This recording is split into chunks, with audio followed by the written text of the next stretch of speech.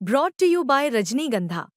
यूं ही नहीं ताज ताज बन जाता है। शिल्पकारों का हुनर और चुनिंदा संगमरमर ताज को नायाब बनाते हैं। कुछ ऐसे ही चुनिंदा जगहों से बस खास ही चुनकर लाता हूँ। कतरे कतरे को मैं हीरे सा परखता हूँ। यूं ही नहीं मैं रजनीगंधा बन जाता हूँ।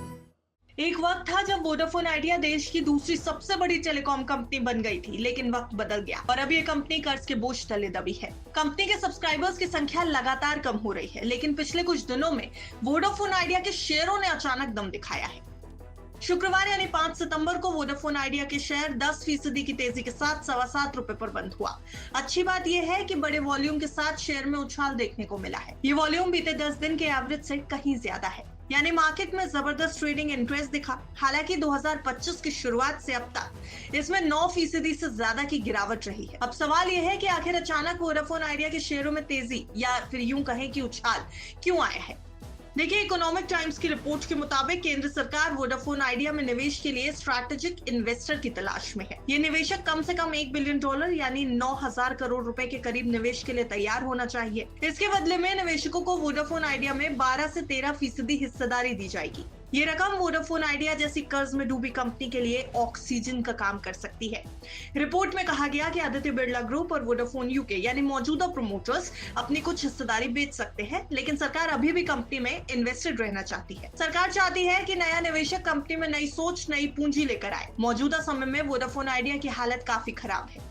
कंपनी पर 83,400 करोड़ रुपए का एजीआर बकाया है। हर साल मार्च 2025 से करीब 18,000 करोड़ रुपए की किस्त चुकानी है। इतना बड़ा बोझ किसी भी बैंक को डरा देता है, इसलिए बैंक कंपनी को लोन देने से हिचक रहे हैं। वोडाफोन आइडिया के पास आज भी करीब 20 करोड़ ग्राहक है। कंपनी 18,000 से ज्यादा कर्मचारियों को रोजगार देती है, लेकिन नेटवर्क में निवेश यानी केपेक्स के लिए पैसा नहीं है। कंपनी का मार्केट शेयर लगातार घट रहा है। 18 अगस्त को कंपनी के आउटगोइंग सीईओ अक्षय मुंद्रा ने कहा था कि कंपनी बैंकों से बात कर रही है, लेकिन एजीआर विवाद सुलझे बिना बैंक लोन देने को तैयार नहीं है। इसलिए अब company non bank funding sources देख रही है। कंपनी को पूरे 25,000 करोड़ रुपए की जरूरत नहीं है, लेकिन आंशिक फंडिंग भी मिले तो केपेक्स चलता रहेगा।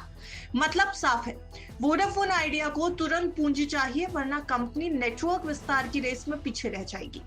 सरकार के लिए वोडाफोन आइडिया का बचना इसलिए जरूरी है क्योंकि ये अभी भी देश की तीसरी सबसे बड़ी टेलीकॉम कंपनी है। अगर ये डूब गई तो मार्केट में डुओपोली की स्थिति बन जाएगी, यानी टेलीकॉम सेक्टर में जियो और एयरटेल 2 ही प्लेयर्स रह जाएंगे। हजारों नौकरियों पर संकट आ जाएगा, ग्राहक ऑप्शन खो देंगे और टैरिफ महंगे हो सकते हैं। इसलिए सरकार ने पहले भी एजीआर राहत और हिस्सेदारी लेने जैसे कदम उठाए थे।